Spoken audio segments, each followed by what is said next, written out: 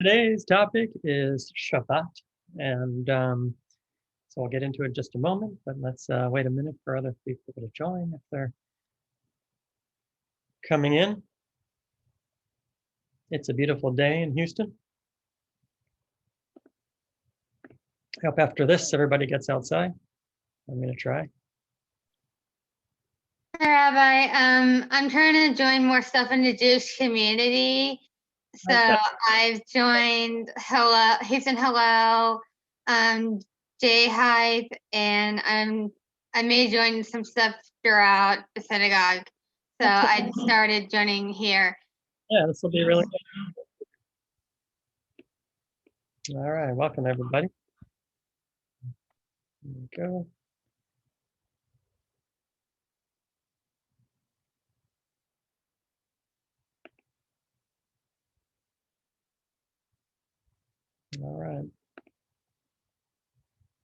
All right, let's start here. And then we'll go to our share screen. So today's topic is Shabbat, right? And it's a big topic. It's kind of a scary topic because A, it's so complex and large, and people come at Shabbat with all kinds of different preconceived notions and experiences. And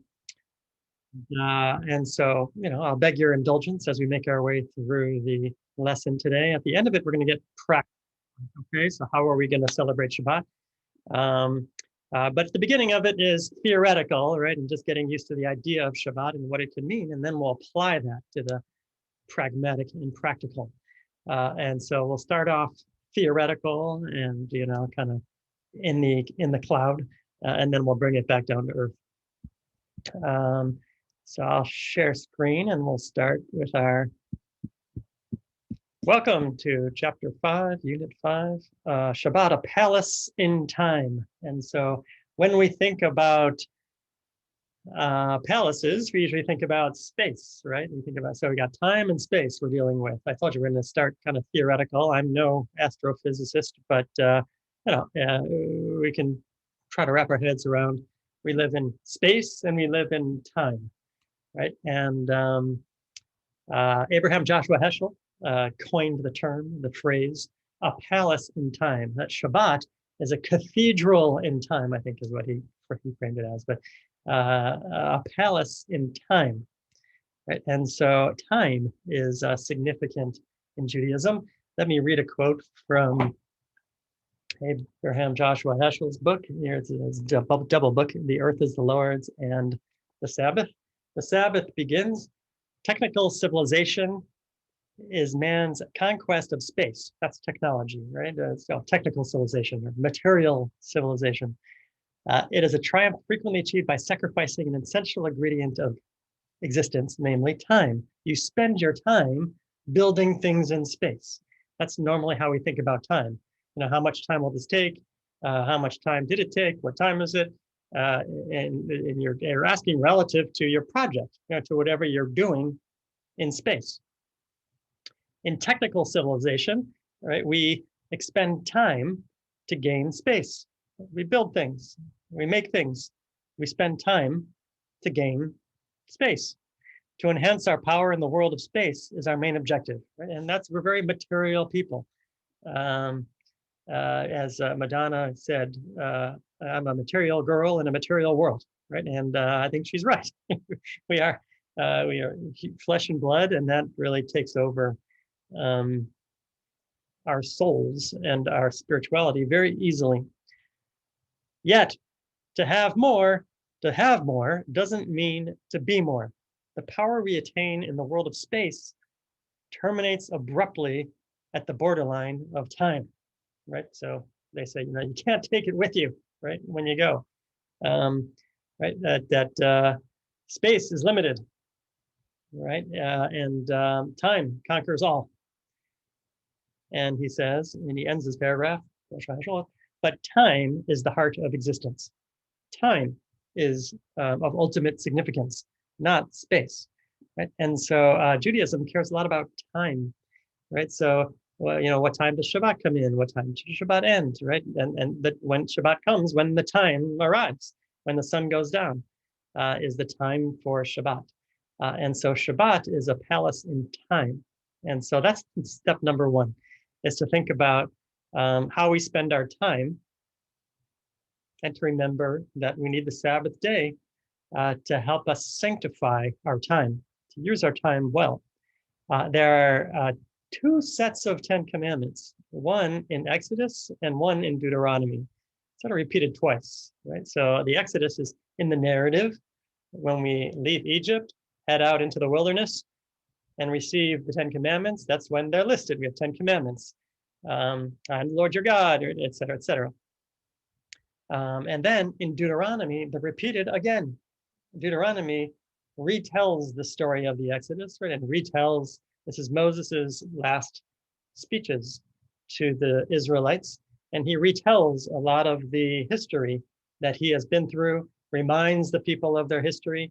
And when he does that, it's interesting to note that some of the stories change a little bit after years of reflection by Moses. And the 10 commandments themselves change a little bit in the second telling. And so those differences, right, are noteworthy among the rabbis. And so one of those changes from Exodus to Deuteronomy is in the observance of the Shabbat. In Exodus, as you can see, it says, remember the Sabbath day to sanctify it. Zachor is the word in Hebrew. Remember the Sabbath day. And I think it's a fairly accurate translation. Remember the Sabbath day to sanctify it. In Deuteronomy, however, it says guard the Sabbath day to sanctify it. And shamor, which is, I think, also observe or guard the Sabbath day to sanctify it. And so the rabbis asked, okay, which one is it? Right? What's the real 10 commandments? Which word should it be? Should it be remembering the Sabbath day or guarding the Sabbath day? Now, remembering the Sabbath day, well, let's read the two accounts. And we'll see if we can tease out the differences between the two. And so what the rabbis are going to do and what this curriculum is going to do is tease out these two different concepts of how to interact and engage with the Sabbath and see how they can work together, or, you know, it gives us some more options, gives us some more insight into what to do with our own Shabbat if we understand these two kind of ways to engage with Shabbat. First one is to remember the Sabbath day, to sanctify it. So it's talking about 6 days a week, you will work and do all of your labor. The 7th day is a Shabbat for Adonai, your God. Shabbat is set aside for religious, spirituality, cosmic, right? The 7th day is a Sabbath for Adonai, your God. It's God's day, the Lord's day, right? Don't do any labor on it, neither you, nor your sons or daughters, or servants or animals, or the strangers who reside within your gates, right? No one, and your whole environment should be one of Sabbath rest. In 6 days, God made heaven and earth, the sea and all that dwell in it, and God rested on the 7th day. Why do we rest? Because God rests. The whole world is resting. This is a cosmic, religious, spiritual energy field that is Shabbat. And on account of that, God blessed the Sabbath day because in creation, you know, embedded in the DNA of planet Earth is this rest day, says Exodus. On account of that, God blessed the Sabbath day and set it apart. It's going to be a different day, right? All 6 days a week you work and you labor, get all your work done, and that's a good thing. But on the 7th day, that's God's day. There's something special happening in the energy force of Shabbat, right? So the story is told of a king who went to visit all of his villages, and one of his villages had a lot of Jews living in it. And he happened to visit their town right on Shabbat morning. And Shabbat morning, he saw all the joy of all the people going to shul and davening together and kibitzing together and schmoozing together and having kiddush together. And they're enjoying a big cholent, a big like meat stew called cholent that is a Jewish delicacy in some circles, like meat stew with beans and barley. They enjoyed this beautiful, delicious cholent together. And the king never tasted anything so sweet and so beautiful in his whole life. And he said he commanded the folks to, that Shabbat was so beautiful I command you all to come, this village, to come to my palace this Wednesday and make Shabbat on Wednesday. And we're going to have the chillent, and we're going to daven all the prayers, and we're going to get together as a community all in the palace on Wednesday. Right? And they said, King, it doesn't work on Wednesday. What do you mean it doesn't work on Wednesday? Like, Wednesday's a fine day, and we'll just do everything that we do on Shabbat, and we'll make Shabbat. They went through the whole process, and it just wasn't the same. And he came up to the people and said, look, off with you. Please tell me what went wrong. We wanted to celebrate Shabbat here in the palace on Wednesday, and we just couldn't work. And he says, well, there's something special missing. What's missing? One ingredient missing: Shabbat. So Shabbat is a real energy force that's actual and real and exists not in the material world, but in the spiritual world. And it's up to us to pick up on that energy. Right? That's remember the Sabbath day. That's this kind of spiritual energy filled with prayer, filled with intentionality, filled with religious recitations, right, and religious practice. That's the remember the Sabbath day. It's this holy sanctification. On the other hand, you have guard the Shabbat day to sanctify it. Let's read it through and see if we can tease out some of the differences. So this is the Deuteronomy, right? Later on in the Torah, as Moses is recollecting all of the journeys of the Jewish Israelites through the desert and how they received the Torah and the 10 Commandments. And he said, he recites the command, guard the Sabbath day, Shamor, at Shabbat, Yom HaShabbat, to sanctify it as Adonai has, your God has commanded. 6 days a week you will work and do all of your labor. The 7th day is a day for Shabbat, is for Adonai. Don't do any labor on it, neither you nor since, right? We've heard this before. Remember that you were a slave in the land of Egypt, and that Adonai, your God, took you out of there with a strong hand and outstretched arm. That is why Adonai, your God, has commanded you to make Shabbat. Okay. Well, wait a minute. We thought it was because of the 6 days of creation. On the 7th day, there's some embedded energy field in the cosmos. But Deuteronomy seems to imply something a little bit different. It's not based on the days of creation. It's based on the Exodus. We came out of Egypt where we were forced to work, where we were barely human, right? We were like cattle and we were treated like beasts of the field, right? And that's why we have Shabbat, because no person should have to live like that, right? So that's a very human endeavor, right? So remember the Sabbath day seems to be a more religious, cosmic observance.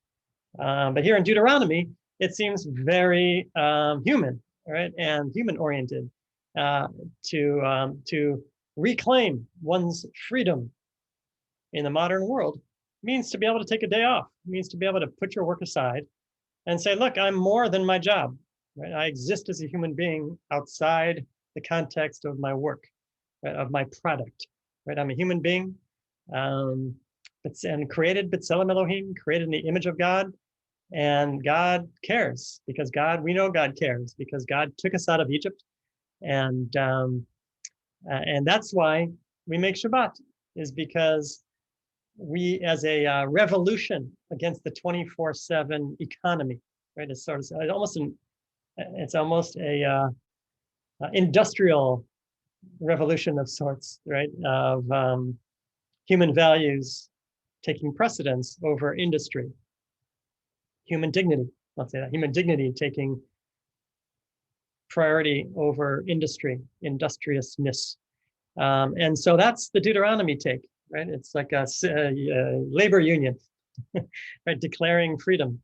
And so that's Deuteronomy. And so which one is it, right? Is it Shamor? Is it Zachor to Shabbat? Is it supposed to be like a holy day of religious practice? Or is it supposed to be a day off, so to stop my working at my job?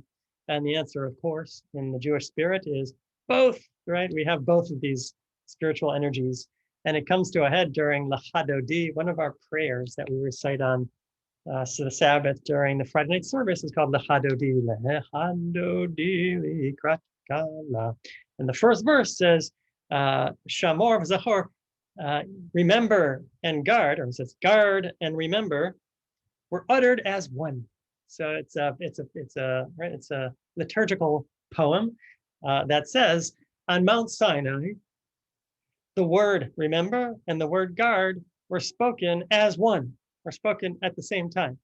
Right? And so our traditional rabbis, right, can't imagine that there were two different sort of recollections of the Ten Commandments, because they have to be one. There's only one Ten Commandments. Which one is it? Guard or remember? And our commentaries say a miracle happened, and both came out of God's, I was going to say God's mouth. God doesn't have a mouth, right? Both were uttered, divinely uttered at the same time. And so what does that mean? It means that we have to find a way to merge these two practices, merge these two different perspectives into what we consider our own Shabbat practice, right? And so, right, Exodus encourages us to remember proactively, to do things, to say the Kiddush, to bless the wine, to come to synagogue, to study Torah, to have the festive meals. And so that's the Zachatz, remember, to proactively remember. Guard is different. Guard is don't do this and don't do that. Don't work, right? Don't make yourself crazy. Don't right, do some of the things that we're supposed to. Leave the world alone. Don't mess with the world. There's a lot of don'ts in the Shamor, in the guard, right? And so we have all these restrictions on Shabbat that help us with our discipline to focus. And then we also have all these proactive mitzvot, these proactive commandments and practices to do, right? And so, and obviously there's some blended in the middle. So that's that Venn diagram there. So let's talk about guarding the Shabbat, Shamor et Shabbat, which is really least of my favorite ways of commemorating Shabbat. I prefer the Zachor style, which is a more proactive, kind of joyful take on things. But this is here too, and so let's deal with it. Guarding the Shabbat is an important thing to do as well, even though, again, on my personal priority list, it takes a backseat to the remembering the Sabbath. But here we go. But let's guard the Shabbat as well. So what are you not doing on Shabbat? Shabbat, don't do malacha. Don't do work on Shabbat. That's the thing that we have to be careful of, right? Don't do work. Right, pshat, right? The simplest way to understand that is your profession, right? Don't do work. Don't go to work. Don't answer work emails. Don't stress out over things at work. Find a way to make that separation and enter a place of holiness and peace, right? And the only way to do that, right? Well, one of the ways to do that, I should say, is to guard yourself from all those things that are distracting and irritating and work, right? And so work's supposed to be difficult and challenging, right? If it's not, then, you need to find more work, right? And other kinds of work. And we're not talking about profession. We're just talking about doing good works in the world, right?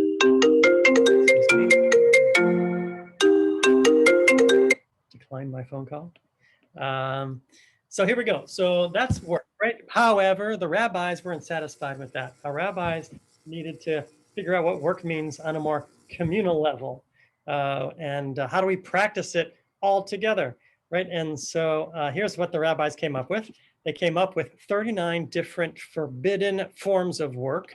And what were they based on? Well, they're based on the work that was done in the Mishkan, in the tabernacle that traveled through the desert. So why do they choose that? So let's first of all just understand what that means. So how do you define work rabbinically? Work means any one of these 39 things that forms of work, any one of these 39 forms of work that was used in the tabernacle are forbidden on the Sabbath. So these are all the ways that, right, we had to take a tabernacle and travel with it. So we had to put it up, take it down, put it up, take it down. And this is all the work that went into that. And so that's how the rabbis ultimately decided what was work and what wasn't work, right? These 39 different forms of work that were involved in building the tabernacle. Now, is there a direct correlation between the work of the tabernacle and our Shabbat practice? Not really, except for a couple of things. Number one, the word malacha gets used. The word work gets used in the in the Sabbath, describing the Sabbath work, and also in the tabernacle work. The same Hebrew word is used, melacha. And so they make a hikesh. They tie these two things together. What's another reason? Possibly because we needed something, right? We needed a group definition, a communal definition of what work meant, because work means something else to everybody, right? So work to one person is pleasure to somebody else, right? So how do we agree on what's work? How do we figure out a community practice? This was one of the ways we could do it. We found a way to do it, which was the tabernacle. Like, the tabernacle took a lot of work to put up and to put down. And so these are the 39 forbidden malachot of Shabbat. Questions about that? It's a little bit strange and idiosyncratic, I agree. But this is what our ancient rabbis came up with, and we've stuck to for a long time. And we can be creative as we would like with it, but this is the basis of how we define what Sabbath work is. And here are some of the things: sewing, winnowing, baking, spinning, tying a knot, killing, right? Because that was the sacrifices.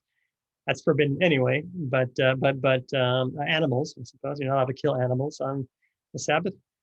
Cutting, kindling a fire, right? Fire is a big deal, right? So that cooking, right? And writing, which is, work, tanning skins, right? So some of these are just not really applicable for us, but many are.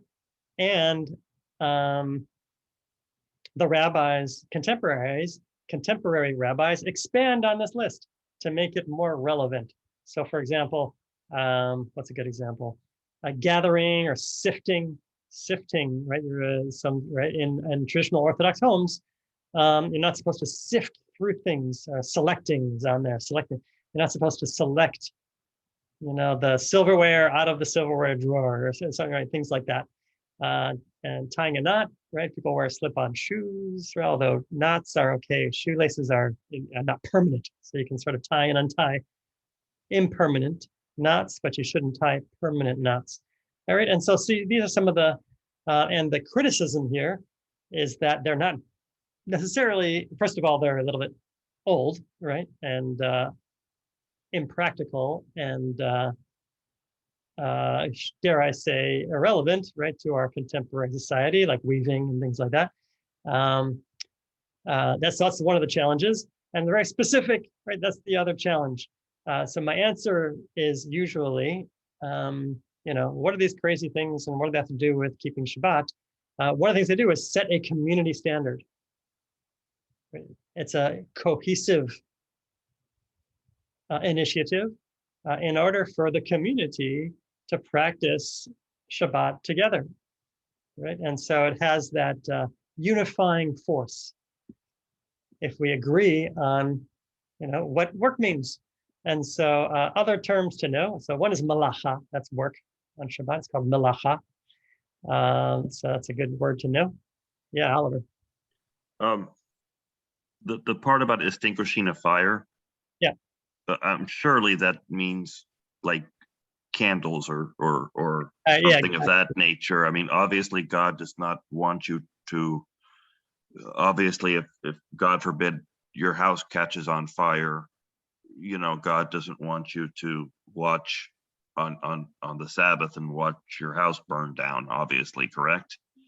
I mean, we have to be practical, right? I would imagine. So excellent question. I think we can all agree there's different levels of practice, right? So that's where we get into denominations and things like that. But according to strict practice, I think the answer would be if there's a life-threatening fire, if it threatens life, then by all means extinguish it. But if it's property, perhaps not. Yeah, I'm not sure if it would be allowed or not based on property damage. My instinct says no, but that's from Orthodox. Right now, we're talking strict Orthodox practice. Okay. Get into the variations. Yeah. You and I would obviously put the fire out. That's right. Okay. Well, I don't know how we could. Yes, if it's like a kitchen fire, yes, I'd put it out for sure. Yeah. Okay. Yeah. Good. Although don't tell my Orthodox colleagues I said that. No, I'm just kidding.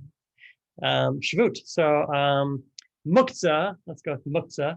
Muktzah is an item that has no permitted Shabbat purpose, and so should be put aside for the duration of Shabbat.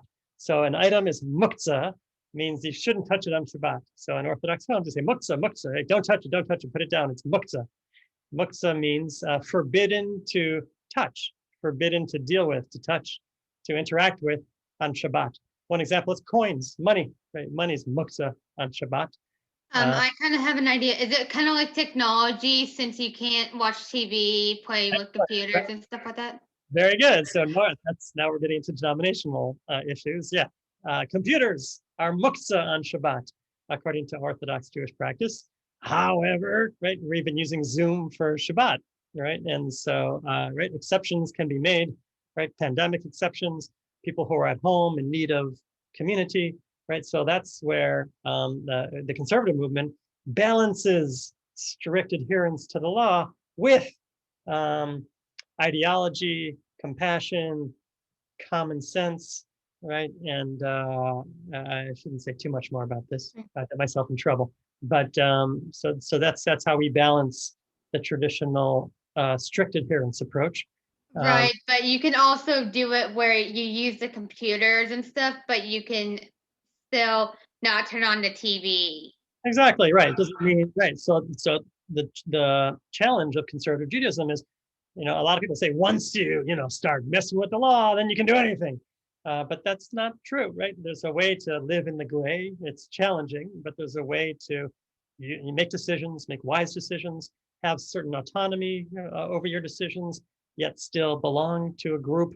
Right. And so we believe that we can manage some of those complexities. Good. Eruv is another word that we all need to know. Eruv is a really interesting example of rabbinic creativity. Loophole. It's a loophole, right? And loopholes sometimes get a bad rap. But in this case, I fully support the loopholes. So let's find out what that means. So an eruv is a boundary erected around a Jewish neighborhood that enables one to carry items on Shabbat. So one of the things that you're not supposed to do on Shabbat is right here is carrying is one of the lists, 39 forbidden malachot of Shabbat. One of them is carrying, right? Transporting stuff from one place to another is usually associated with work, merchandise, right? And things like that. However, what about stuff like we need to carry a siddur to shul, or we need to carry, if you have kids, you have to roll a stroller. A stroller is considered carrying, right? If the kid can't walk, it's considered carrying to push a stroller. And so obviously, a Jewish community can't really function, particularly right, without some carrying. Otherwise, we could, it's just too uncomfortable. It just can't work. Keys, house keys, right, need to be carried, right? So there are other things that we need to do. So how are we supposed to do it? So here's how the community has the rabbinic evolution proceeded, which is that we create something called an eruv. So what's an eruv? An eruv is like usually a string, right? Around the UOS community, they have an eruv. It's a string held up by poles that goes all the way around the community. And every Friday, people go around and check, make sure that it's still up. And you can go, if you can find it, I think on the UOS website, they have they show you the graphic where the eruv is.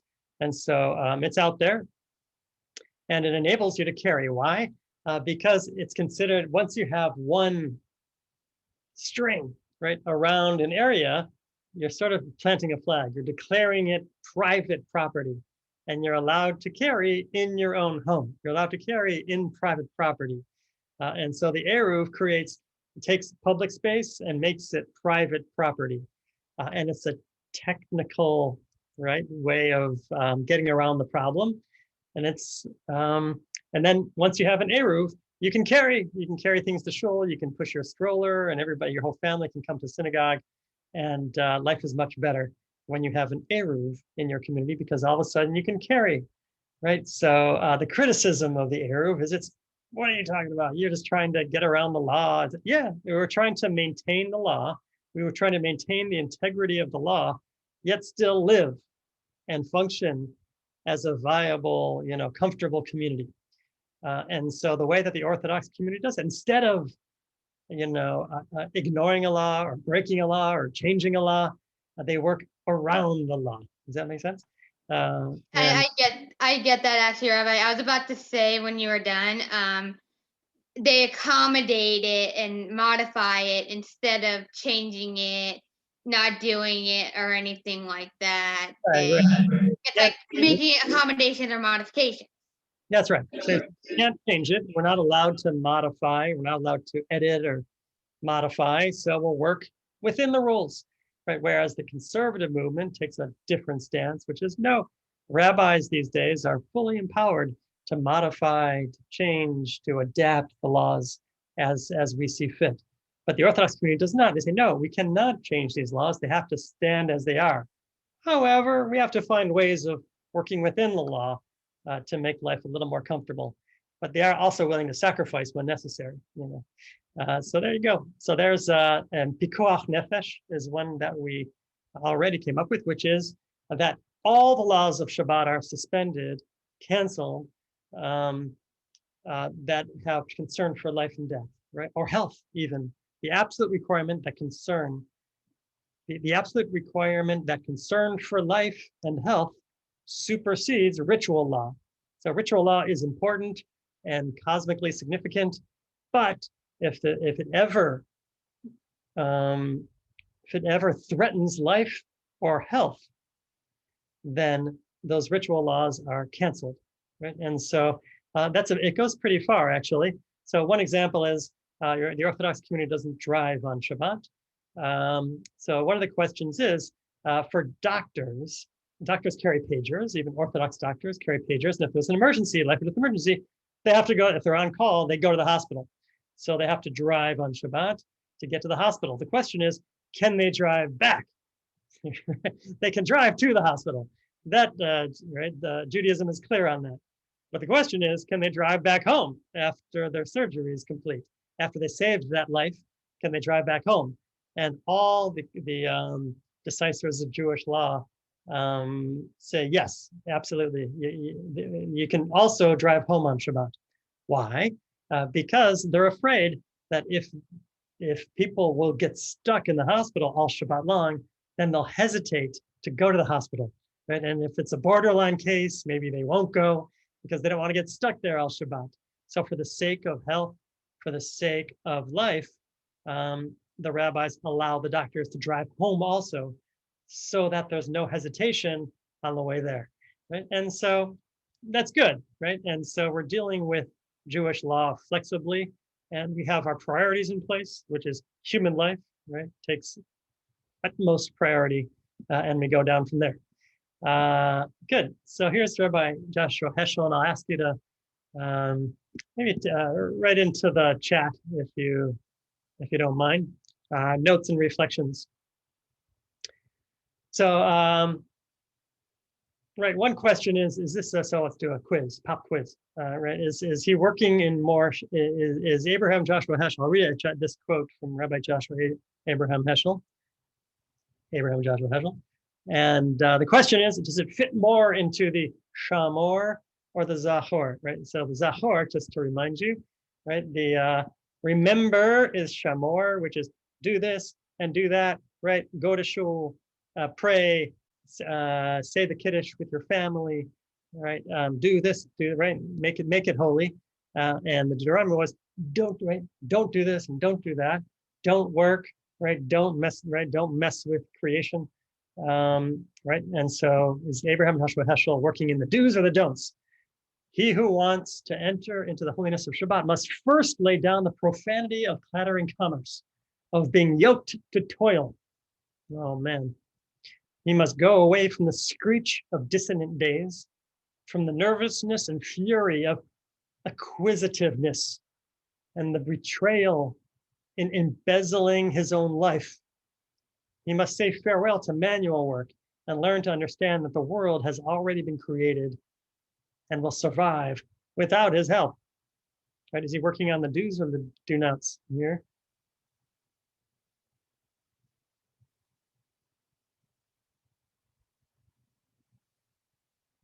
I would say he's leaning towards the do nots, the more shamor, right? He's one of the things we need to walk away from, do not work. We need to walk away from work. Right? And all right, and he's also dealing with the Exodus. He's dealing with what it means to be a free person. It means to be to unleash yourself from the yoke of work, right? And to regain your own humanity. Good. Remembering the Shabbat. Okay, so that was guarding the Shabbat, right? Don't do the 39 malachot. Don't do work. Get yourself free. And then here's remembering the Shabbat. So these are the things that we do on Shabbat. Here's ordering the Shabbat day. We'll sort of go through the timeline here. We light candles, right? So that's the first thing we do to bring in Shabbat. We light candles, right? And on Jewish calendars, there's candle lighting times, right? And so what time do you light candles, right? As we said, right? Cathedral and time. Time is an important component to Shabbat practice. In the summer, it's later. In the winter, it's earlier, right? Your Jewish calendars fluctuate. And so it's a little tricky. One of the cool things is it keeps us in touch with the seasons of the cosmos, right? We know when the moon is moving around, and we know when the sun goes down and the sun comes up. It connects us to the earth, right? And so that's kind of a beautiful thing. So we light candles at candle lighting time, right? One of the denominational question marks is, look, if you have to work you have to work late on Friday, and it's the winter time, and Shabbat starts at 5:30, you only get home at 6:30, what do you do? Do you light candles when you get home or not, right? So from a traditional perspective, absolutely not, right? Do not. From a shamor perspective, from a preservation of Shabbat perspective, do not light fires. Is one of the 39 malachot. Don't kindle fires, including the Shabbat candles. That's mature. However, from a liberal perspective, you do what you can, right? Shabbat wouldn't quite feel the same. Remembering Shabbat, right? The Zachor mode. Shabbat wouldn't feel the same if I didn't light Shabbat candles. It helps me get spiritual. It helps me enter into the Shabbat no matter what time it is. And so the debate rages on. I don't have a good answer for you. That's an autonomy decision, right? If you come home after Shabbat because you have to work, do you light candles or not? Right? If you're a Zachor Shabbat observer, then the answer is yes. If you're a Shamor Shabbat observer, right, a protective do not Shabbat observer, then you would not. Lighting candles. Everything looks better by candlelight. Yes, the world has a softer glow by the candlelight.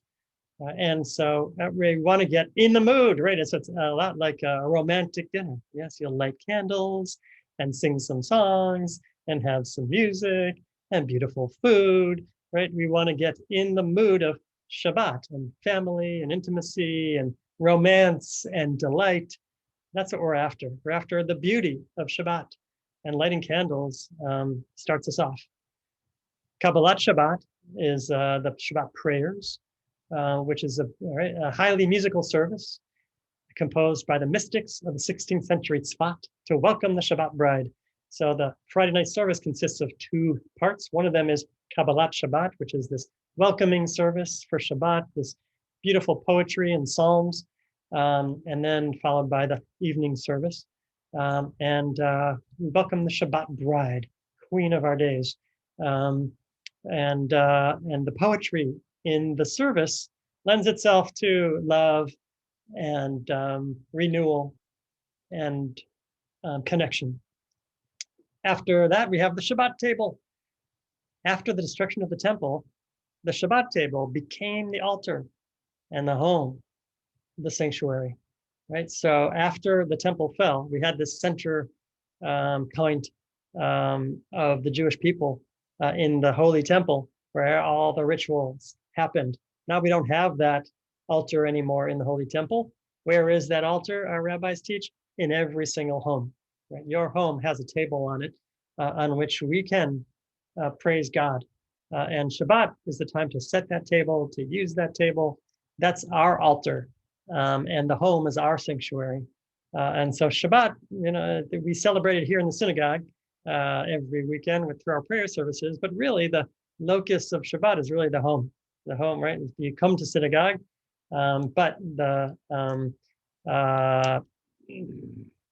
meat of Shabbat, those are the bones. How about that? Come to shul for the bones of Shabbat. But the meat of Shabbat is in the home. It's when you get home and relax and love and be with family. And that's the Shabbat table. Re'im ahuvim.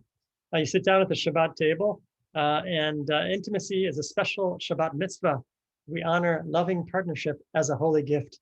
Yes. So there's a long-standing Jewish practice of love on Shabbat and intimacy, and so if you have a partner, more power to you, and if you don't, look forward to celebrating Shabbat with your partner through acts of love.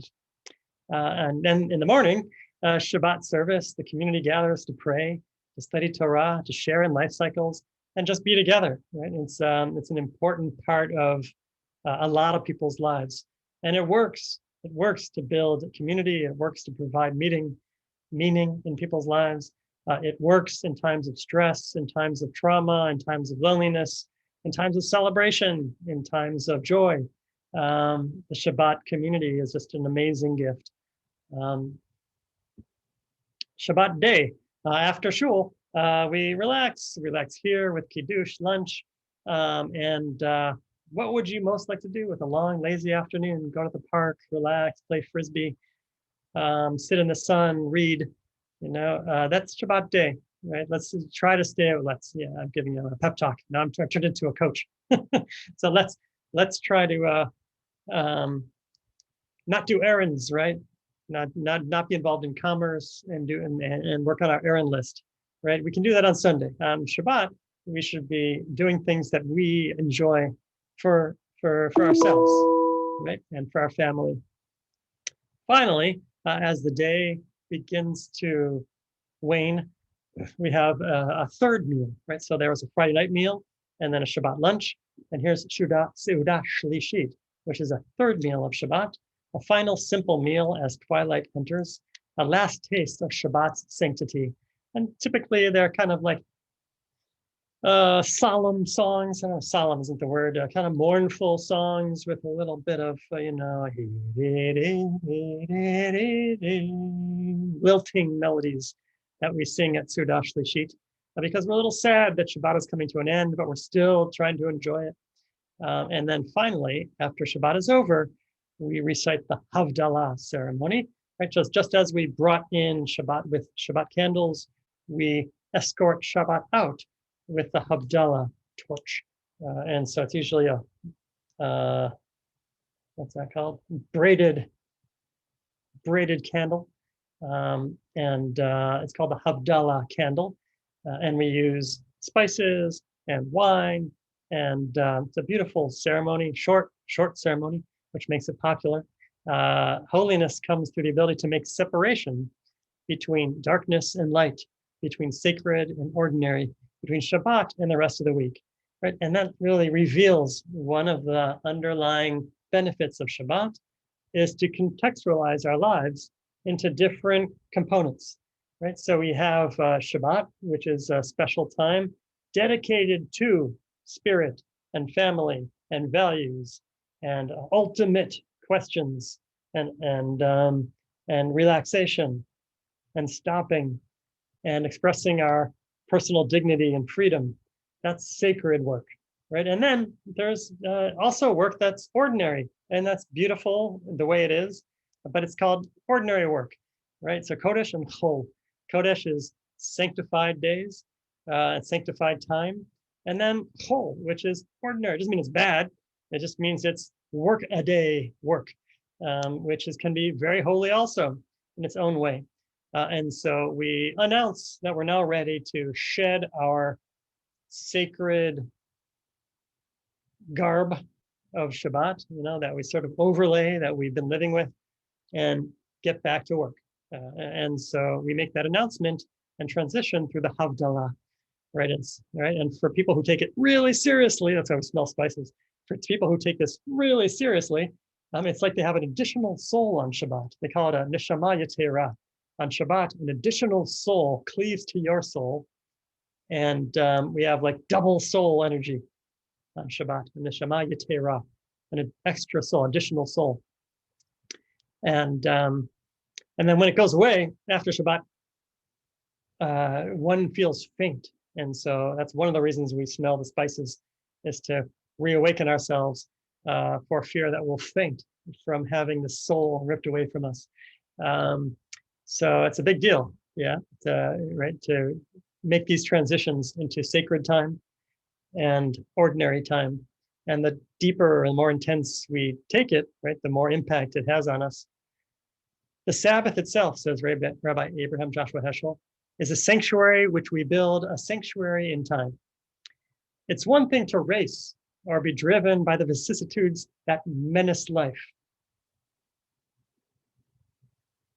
I don't understand that. And another thing, to stand still and to embrace the presence of an eternal moment. Right? It's one thing to respond to the world, to find out, okay, what does the world need? How can I fix this? How can I fix that? But it's another thing just to stand still and embrace the presence of an eternal moment. Adon Olam, right, is a beautiful prayer we say at the end of services, Adon Olam, and we sometimes don't give it enough credit. Beautiful prayer, Adon Olam. Usually we think Olam is world, and it can be translated as world. In this case, it means time, right? Adon Olam, Hashem al B'Terem, but before time, you were here. After time, you'll still be here, right? And Adon Olam means master of time, master of eternity. And to stand in that awe and wonder of generations have passed, generations to come, it's easy to get lost in that wonder of time. The seventh day is an exodus from tension, the liberation of man from his own muddiness, the installation of man as the sovereign in the world of time. We are sovereign in the world of time. So there's a lot I don't understand here in Heschel's statements, but I think I get the gist of it. Is Shabbat is an opportunity to rise above the clamor of everyday life and embrace the presence of God, embrace of a purpose, of meaning, of cosmology. Yes, here we go. So I'll let you read this on your own, and we'll send it out afterwards if you don't have it. Shabbat and the possibility for transformation. Rabbi Sharon Brous and Aaron Alexander, two young, spirited rabbis who are just doing incredible work and connecting Judaism with life and contemporary life. And so here's a beautiful article that does just that I encourage everybody to read. Here's Sharon Brous and Rabbi Aaron Alexander. In recent years, a Shabbat Manifesto.org has come up. And here's by Reboot, which is kind of a progressive take on Judaism and the Jewish experience. The Sabbath Manifesto was built by a group of Jewish thinkers with a deep feeling that life has been taken over by technology and the grind of work. So Rabbi Abraham Joshua Heschel was complaining that, and he lived in the 50s and 60s, early 70s, I think. And back then he was complaining that, the work is 24/7 and no one ever gets a break. Imagine if he lived now, he'd be insane with all the bells and whistles and 24/7 responsibilities that we have. So it's even more necessary now than ever to figure out how to take a break from our work and the stuff that we do, just to sit and enjoy and ponder and wonder. Right, that's one of the huge, right? There's so many benefits of technology, so many benefits. There's a couple of drawbacks, right? One of the drawbacks is downtime. We don't get downtime to just wonder and imagine. And so it's going to take a hit. Our imaginations are taking a hit. Our ability to just wonder and dream are taking a hit, because when we ever have a second, we check our phones. And so we need this. We need this. They envision people of all denominations taking a time out every week to slow down. Take a time out. You need a time out. Everybody needs a time out. Reclaim time, reconnect with friends, family, their communities, and themselves. The manifesto proposes 10 principles that can serve as an antidote to our increasingly fast-paced way of living. So here's their 10. Avoid technology, connect with loved, except if you need to during a pandemic and whatnot. Connect with loved ones, which are actually sometimes at odds with each other, right? So when I first became a rabbi, a mentor rabbi came to visit and informed me that he's a strictly observant Shabbat. He observes Shabbat very strictly and stringently, except for he calls his children on FaceTime. He's an older man, he had grandchildren. He uses the phone to call his kids because they live out of town every Friday night. So I thought that was very beautiful. Like he said, look, certain exceptions have to be made. Connecting with loved ones takes priority over avoiding technology for him. Right? So sometimes we have to make those decisions for ourselves. Number 3, or consult your local rabbi. Yeah, that's the other choice. Nurture your health. Nurture your health. Isn't that beautiful? So that's a good idea for Shabbat. Stretch. Get outside. Avoid commerce. Light candles, drink wine, eat bread, find silence. Give back. What a beautiful time to give back. There are some people that claim excused absences from shul because they're doing holy work, either MD Anderson volunteering or visiting patients or distributing food on Friday nights to the homeless. In my book, they get a free pass, right? If that works better for them, kol hakavod, as they say, more power to you. Give back, right? Find a way to give back on Shabbat. Beautiful. And then here we go. The curriculum asks you to create your own Shabbat Manifesto. And so there's your homework. We'll send this out afterwards if you don't have it. And print out this page, create your own Shabbat Manifesto. What are 5 things that you'd like to do on Shabbat to nurture your own spirituality? Aviva, so here's a challah recipe. So it's not all work, it can also be play. There's challah recipes and cooking. If you're into cooking, Shabbat is the perfect time. If you're not, then that's okay too.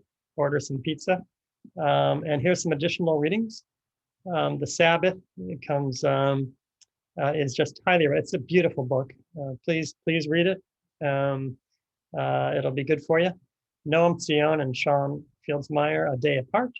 It's an illustrated guide to at-home Shabbat services. So there are a lot of books. These are 2 great ones. That's kind of a how-to, step-by-step. Ron Wolfson is the ultimate step-by-step guide for preparing for and welcoming Shabbat. And Eitan Fishbein has a deeper it's more philosophical, a collection of reflections from Hasidic and mystical traditions about the meaning of Shabbat.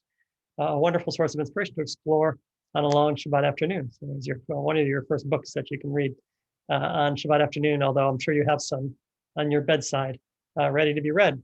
Rabbi, could I find these like at the library and stuff? Yeah, you can find these at the library and online. And I can help you find them afterwards if you want. Okay, thank you. Yeah, questions about Shabbat? Yes. Any questions, reflections? Beautiful. All right, so you are empowered with these 2 theoretical constructs. One of not doing certain things in order to stopping from the world and from commerce to enjoy and experience freedom and dignity and self-worth and without job, right? And then also to fill that space with beauty and connection and spirituality. And I hope that you use both of those right, in your life. Refraining from certain things to allow that space and then filling that space with things that make you satisfied and contribute to the world. Thank you, everybody, for the lesson. Please connect. Thank you, Rabbi. You're welcome. Connect with me during the week if you have any questions. And I look forward to learning with you. Rabbi. Appreciate it. Bye. Pleasure. See you soon.